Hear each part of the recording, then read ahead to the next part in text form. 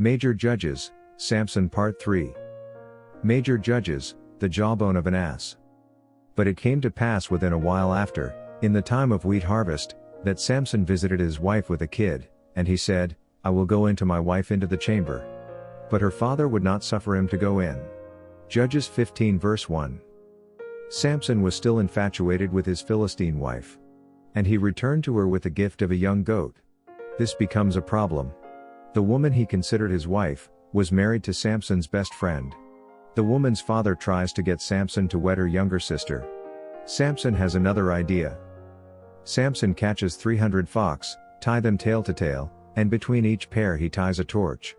Sampson lights the torch and turns the foxes loose in the crops of the Philistines. That must have been a sight. Whirling, burning foxes, setting fire to crops. The Philistines were upset about this and wanted to know who did it. They all said Sampson did it.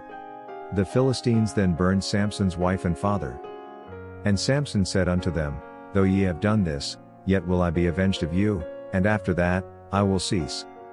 And he smote them hip and thigh with a great slaughter, and he went down and dwelt in the top of the rock Edom. Judges 15 verses 7-8. God led Sampson to sit in plain sight of the Philistines and the tribe of Judah. The Philistines were in control of Judah and they took their forces to attempt to tie Sampson up so they could do to him what he did to them.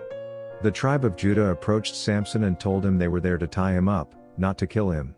Sampson complied and they tied him up. When Sampson was in the midst of the Philistines they began to yell at him. The Spirit of God came to Sampson.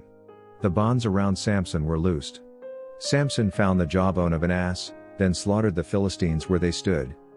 Obviously battling with 1,000 Philistines is hard work for one man.